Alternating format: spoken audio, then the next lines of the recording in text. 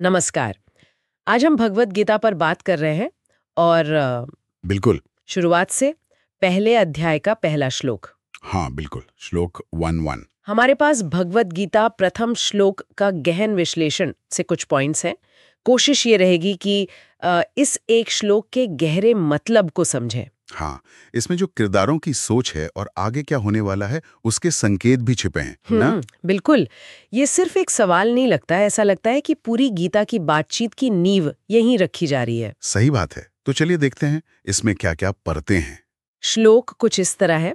धृतराष्ट्र उवाच धर्मक्षेत्रे कुरुक्षेत्रे समवेता युयुत्सवा मामका पांडवाश्चैव किमकुर्वत संजय।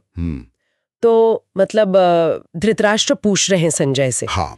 कि हे संजय, ये जो धर्म भूमि है कुरुक्षेत्र, यहाँ युद्ध की इच्छा से मेरे बेटे और पांडु के बेटे इकट्ठा हुए हैं, तो उन्होंने क्या किया? किम अकुर्वत। हाँ, और यहाँ देखिए कौन पूछ रहा है। धृतराष्ट्र, हस्तिनापुर के राजा जो देख नहीं सकते। नेत्रहीन राजा। और वो पूछ रहे हैं संजय से। संजय जिन्हें व्यास जी ने दिव्य दृष्टि दी है। अच्छा, ताकि वो युद्ध देख सके। हाँ, महल में बैठे बैठे ही। और जगह कुरुक्षेत्र, लेकिन उसे कहा क्या जा रहा है? धर्मक्षेत्र। धर्मक्षेत्र, ये शब्द बहुत महत्वपूर्ण लगता है। बिल्कुल, ये सिर्फ एक नाम नहीं है, ये इशारा है कि भाई ये लड़ाई सिर्फ जमीन के टुकड़े की नहीं है। ओ, ये धर्म की लड़ाई है, सही गलत की। एग्जैक्टली, सिद्धांतों की लड़ाई है। और फिर धृतराष्ट्र के शब्दों पर गौर करें। मामकाहा यानी मेरे लोग। हाँ, मेरे। और फिर पांडवाहा मतलब पांडु के लोग। यहीं पर वो भेद साफ दिखता है। मेरे और वो। बिल्कुल, ये पक्षपात है।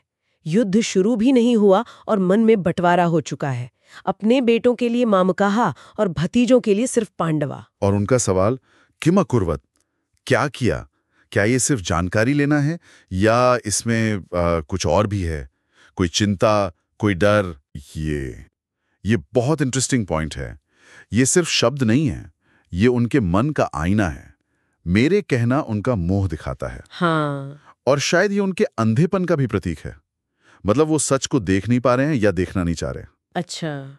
और क्या किया पूछना, ये सिर्फ उत्सुकता नहीं हो सकती, इसमें एक बेचैनी भी है, एक डर। किस बात का डर? शायद ये कि कहीं धर्म क्षेत्र का असर, उस जगह का प्रभाव पांडवों के पक्ष में ना चला जाए। ओ, मतलब उन्हें कहीं ना कहीं पता है कि शायद पांडव धर्म के ज्यादा करीब है। हो सकता है, या कम से कम ये डर तो है कि उनके बेटे शायद अधर्म के रास्ते पर हैं और धर्म की भूमि उन्हें सफल नहीं होने देगी। ये एक तरह का अपराध बोध भी हो सकता है। हाँ, तो ये एक साधारण सवाल नहीं बल्कि उनके पूरे मनोविज्ञान को खोल देता है। बिल्कुल। और ये धर्म क्षेत्र वाली बात, ये सिर्फ पवित्र भूमि है या इसका कोई और गहरा मतलब भी निकलता है? निकलता है, बिल्कुल निकलता है।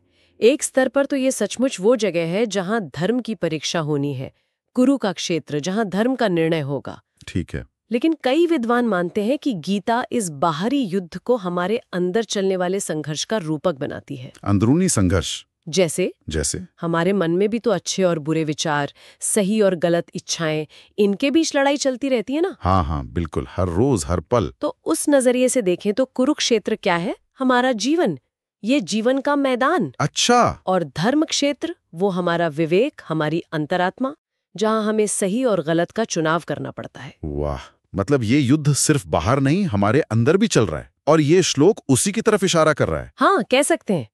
तो ये पहला श्लोक ही एक तरह से पूरी गीता का सार या उसकी भूमिका तैयार कर देता है। बिल्कुल, ये श्लोक तुरंत उन बड़े सवालों को सामने ले आता है जिन पर आगे कृष्ण और अर्जुन बात करेंगे। जैसे धर्म क्या है, कर्तव्य क्या है, मोह क्या है, परिवार के अंदर का तनाव, सही गलत की पहचान कैसे करें, ये सब मुद्दे यहीं से शुरू हो जाते हैं। ये बता देता है कि लड़ाई सिर्फ भाइयों के बीच नहीं है, ये लड़ाई है अज्ञान और ज्ञान के बीच, अहंकार और समर्पण के बीच, मोह और कर्तव्य के बीच।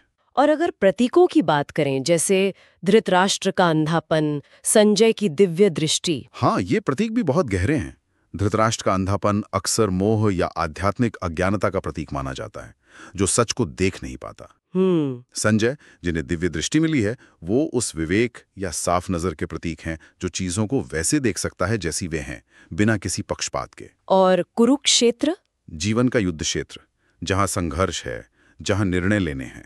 और मामा कहा बनाम पांडवा, वो हमारे अंदर का संघर्ष, हमारा अहंकारी स्वार्थी मैं, मामका बनाम हमारा उच्चतर नैतिक स्व, पांडवा, किसके साथ खड़े होंगे हम? तो मतलब ये जो पहला श्लोक है, जो ऊपर से देखने पर लगता है कि एक परेशान पिता का अपने सलाहकार से पूछा गया सीधा सा सवाल है। हाँ, वो असल में इतना सीधा नहीं है, उसमें बहुत गहरे मतलब छिपे हैं। बिल्कुल। ये महाभारत युद्ध की जो नैतिक जटिलता है उसको पहली लाइन में सामने रख देता है और उस ज्ञान के लिए मंच तैयार करता है जो कृष्ण आगे अर्जुन को देंगे। सही कहा। ये हमें जीवन के संघर्षों और दुविधाओं के बीच सही रास्ता खोजने की बुनियादी सवाल की तरफ ले जाता है। हाँ, उद्देश्य, कर्तव्य, सही कर्म, इन सब पर सोचने को मजबूर करता है। और शायद जाते जाते एक सवाल श्रोताओं के लिए छोड़ जाता है कि जैसे कुरुक्षेत्र में धर्म की परीक्षा हुई, क्या हमारे मन का ये जो धर्म क्षेत्र है, ये भी हर पल सक्रिय नहीं रहता? बहुत अच्छा सवाल है। जहां हमें लगातार छोटे बड़े सही गलत के चुनाव करने पड़ते हैं। इस पर सोचा जा सकता है। बिल्कुल।